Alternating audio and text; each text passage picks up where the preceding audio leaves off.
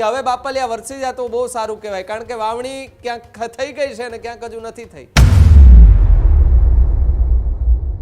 એટલે ખેડૂતો ચિંતામાં હોય સ્વાભાવિક છે. સામાન્ય રીતે આપણે 20 થી 30 જૂન સુધીમાં ચોમાસું આખા ગુજરાતને આવરી લેતું હોય છે અને બીજી તારીખથી ઉત્તર ગુજરાત, મધ્ય ગુજરાત અને સૌરાષ્ટ્રમાં ચોમાસાનું જોર જોવા મળે. સુપર અલ નીનોની હજુ પણ કેટલી અસર એ ખેડૂતોને સતાવી શકે છે સાહેબ? એટલે વરસાદમાં વિલંબ થાય ને આ રીતે ઠાગા થયા કરે વરસાદ ચોમાસું આગળ ચાલવામાં. કે જે ખેડૂતોએ ધાર્યું પણ નથી એટલો વરસાદ ગુજરાતમાં આવી જાય 1 તારીખથી. જુલાઈ એન્ડમાં અને ઓગસ્ટની શરૂઆતમાં ઇન્ડિયન ઓશન ડાયપોલ પોઝિટિવ થઈ શકે છે. હજુ સુધી તમે અમારી ચેનલને સબસ્ક્રાઇબ નથી કરી તો અત્યારે જ ન્યૂઝરૂમ ગુજરાતને સબસ્ક્રાઇબ કરો, ફેસબુક અને ઇન્સ્ટાગ્રામ પર ફોલો કરો.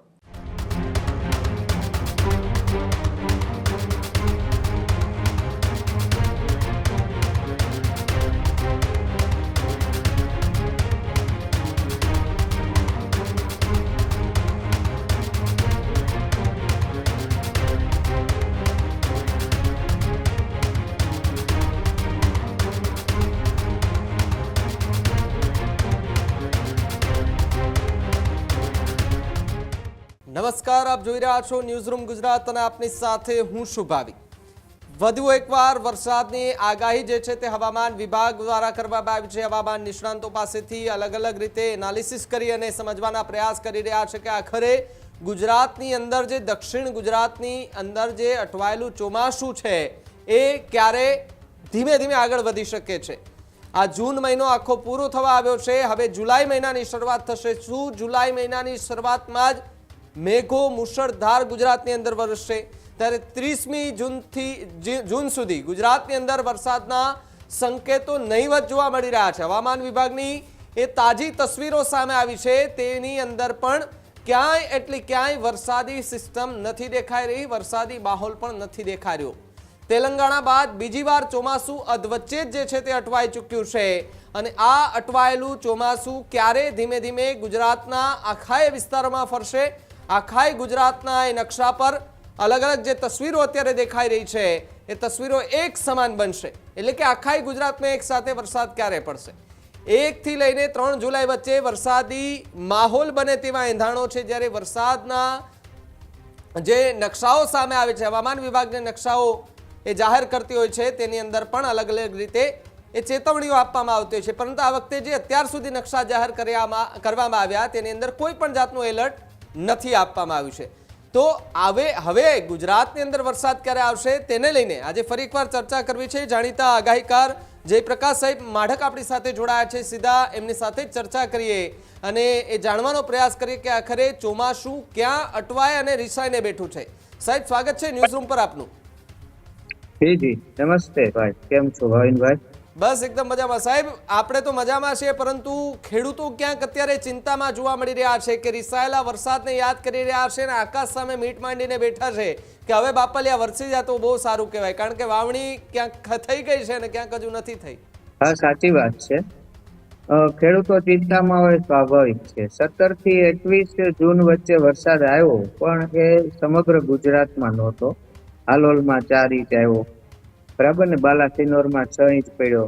તો એ વખતે ઘણી જગ્યાએ વાવણી થઈ, 1 થી માંડીને 5 ઇંચ વરસાદ થયા, પણ પછી કઈ છે નહીં. એટલે ખેડૂતો ચિંતામાં હોય સ્વાભાવિક છે. સામાન્ય રીતે આપણે 20 થી 30 જૂન સુધીમાં ચોમાસું આખા ગુજરાતને આવરી લેતું હોય છે, પણ આ વર્ષે 8 દિવસ મોડું છે. ત્યાં મુંબઈમાં જ અટવાઈ ગયું હતું, હવે પાછું અહીં દક્ષિણ ગુજરાતમાં અટવાનું છે અને સુરત ઉપર જ મોન્સૂન લાઈન દેખાય છે, હજી આગળ વધ્યું નથી. અને ગુજરાતમાં વરસાદની 80% ઘટ છે. માત્ર મહીસાગર અને પંચમહાલમાં સામાન્ય કરતા થોડો વધુ વરસાદ પડ્યો છે, એટલે ચિંતા થાય સ્વાભાવિક છે. પણ આજે અને આવતીકાલે મોન્સૂન છે ભાવનગર, ખેડા, પંચમહાલ અને દાહોદ ઉપર આગળ વધે એવું લાગે છે, એટલે આશાસ્પદ છે, આગળ વધશે. અને મને એમ છે કે આજથી જ ચોમાસું રાજ્યના વિવિધ ભાગોમાં આગળ વધશે અને તારીખ 29, 30, 1 આ તારીખમાં વધુ ને વધુ વાદળો બનવા માંડશે. જોકે વરસાદથી હલકોથી મધ્યમ થશે, અ, અત્યારે જે છે એવો જ માહોલ ચાલુ રહેશે. આ વાદળો ઉત્તર ગુજરાત, મધ્ય ગુજરાત તરફ પણ આગળ વધશે, ઉપર તરફ. અને બીજી તારીખથી ઉત્તર ગુજરાત, મધ્ય ગુજરાત અને સૌરાષ્ટ્રમાં ચોમાસાનું જોર જોવા મળે એવું મારું અનુમાન છે. અને જો કે કચ્છ, દ્વારકા, જામનગર, રાજકોટ, જુનાગઢ, સુરેન્દ્રનગર એમાં 3-4 દિવસ કોઈ લાગતું નથી કે કોઈ વરસાદ થાય. હમ. પણ પહેલી બીજીમાં બહુ થોડો વરસાદ થશે, પણ હું એમ માનું છું બીજી તારીખથી આ જોર વધશે.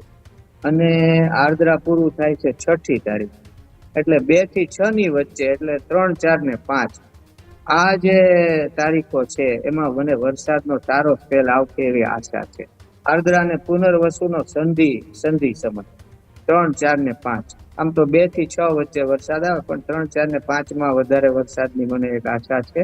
એમાં 1 થી 3 માં દક્ષિણ ગુજરાતમાં બહુ વરસાદ આવશે.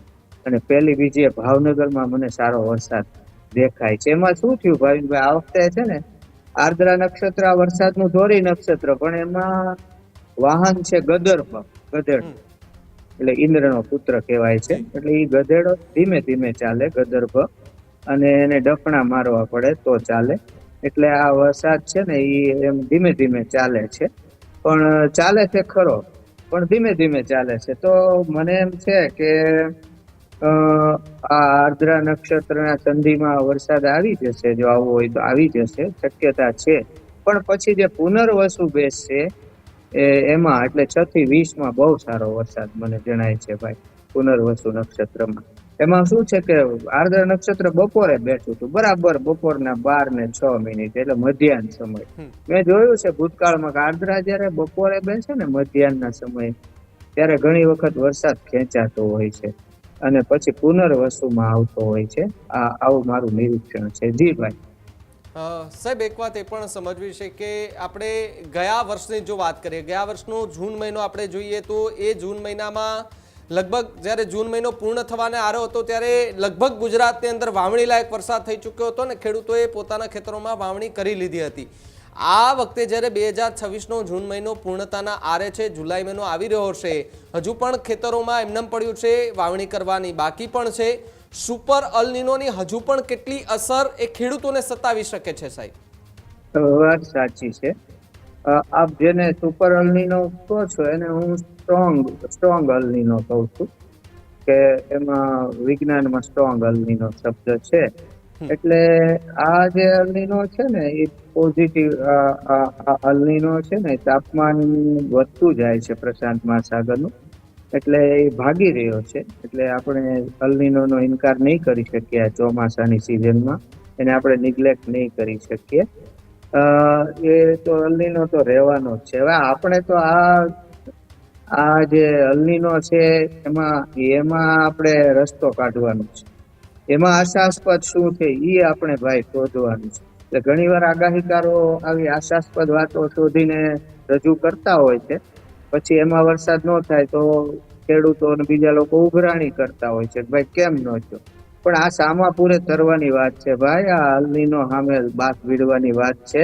અને એમાં અમે તમને શું આશાસ્પદ છે એ જણાવીએ છીએ.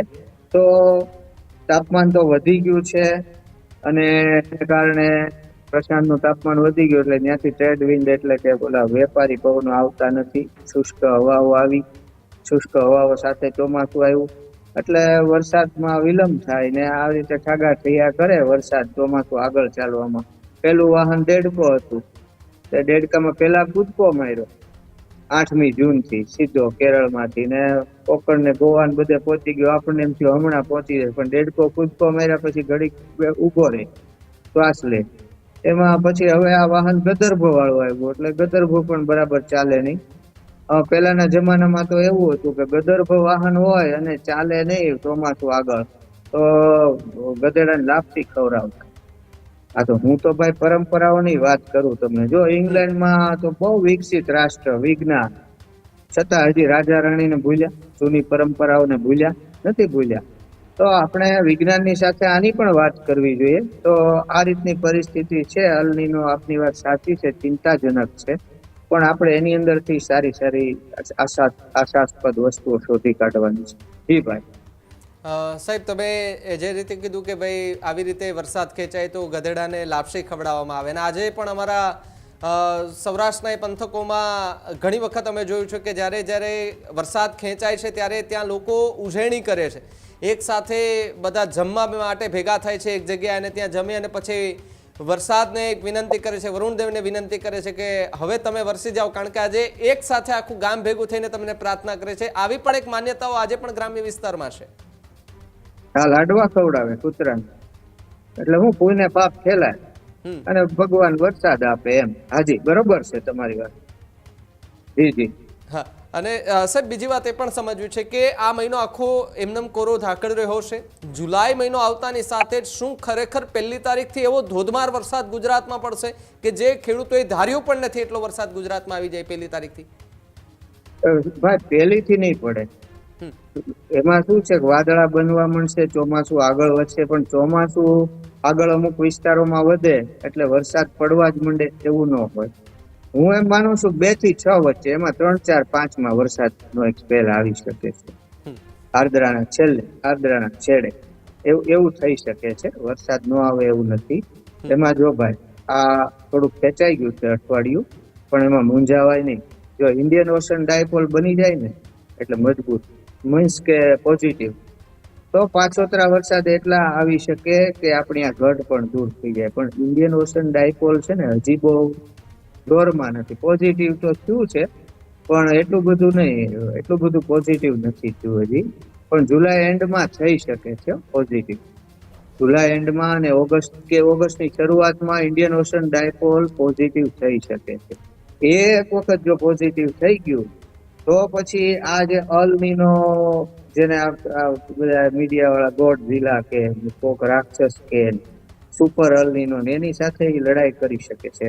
એમાં આપણને રાહત આપી શકે છે અને એની અસરોને એ નિવારી શકે છે. આ જે ઇન્ડિયન ઓશન ડાયપોલ છે ને, હિન્દ મહાસાગરની એક ઘટના છે, જેમાં આમાં અલ નીનોમાં અહીંયા તાપમાન વધે ને અહીંયા ઘટે એવું થાય, એમાં આમાં પણ થાય છે. તો પૂર્વી એટલે કે ઇન્ડોનેશિયાના તટ પાસે અને પશ્ચિમી હિન્દ મહાસાગરની વચ્ચે સમુદ્રની જે સપાટીઓના તાપમાનમાં અંતર હોય છે. એને ઈ જે અંતર છે એ વાયુમંડળની સંવહન અને હવાની પેટર્નને પ્રભાવિત કરે છે, એને આયોડી કહેવામાં આવે છે. તો ઈ સકારાત્મક હોય, નકારાત્મક હોય અને તટસ્થ હોય.